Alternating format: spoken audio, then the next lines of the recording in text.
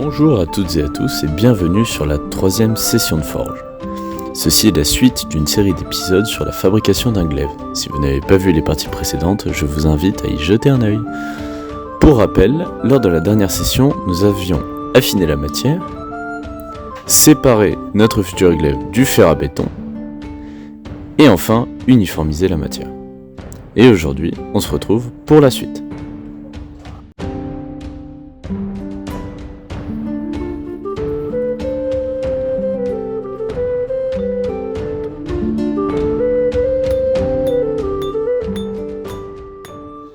Pas de secret, ça va de nouveau être un travail long et fastidieux. Le but étant cette fois-ci de donner sa forme au glaive. Évidemment, ça ne sera pas sa forme finale, c'est pour ça que on va probablement le retravailler derrière avec des outils plus spécifiques, meuleuse, disqueuse, etc.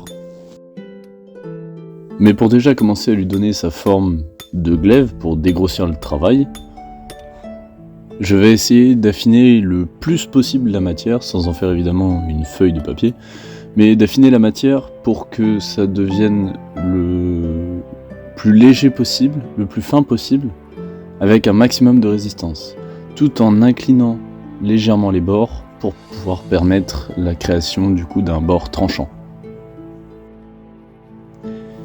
J'ai décidé de vous montrer aussi cette partie qui est quand même essentielle finalement dans la forge. C'est la partie de chauffe que j'ai pris l'habitude de skipper, même si en réalité elle est très très importante. Donc voilà, on va remettre un peu de charbon avec du coup la mise en marche du souffleur. C'est un souffleur électrique. C'est un souffleur électrique qui souffle dans le petit tube qu'on voit dépasser et qui du coup gave en oxygène le foyer, et ce qui permet de monter en température. À terme, j'aimerais beaucoup avoir un souffleur manuel où, comme dans les anciennes forges, c'est une espèce de grand levier qui vient actionner un énorme souffleur, mais ça on verra plus tard. Donc là, toujours pareil, on affine la matière le plus fin possible en conservant le maximum de solidité, tout en affinant les bords sur tout le long de la lame. On peut déjà notamment remarquer un défaut sur la lame que je serais forcé de corriger à la meuleuse. Il est apparu lorsque j'ai découpé, justement, quand j'ai séparé la lame du fer à béton. Je l'ai fait en 2 fois et évidemment c'est pas tombé nickel pile poil la première coupe sur la deuxième coupe. Et on voit un décalage et ça forme une espèce d'escalier. Et ça va être un défaut relativement gênant lorsque je vais vouloir former la pointe de mon glaive. J'ai de plus en plus de mal à travailler ma lame puisque, vu qu'on affine la matière, elle agit comme un radiateur et elle diffuse beaucoup plus la chaleur. Donc elle reste chaude beaucoup moins longtemps. Et donc pour travailler dessus, je suis obligé d'être plus rapide entre guillemets. Et donc je dois constamment alterner entre chauffe et frappe, et ce de plus en plus souvent.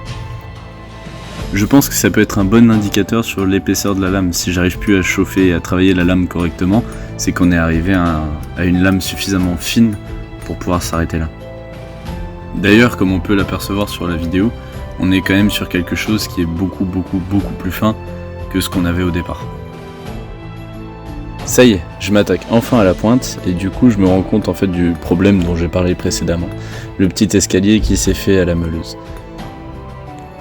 Au départ je me suis dit je vais essayer de le corriger directement à la forge, mais petit à petit je me suis rendu compte que c'était pas possible et je me suis aligné sur le côté du coup le plus fin, le plus petit.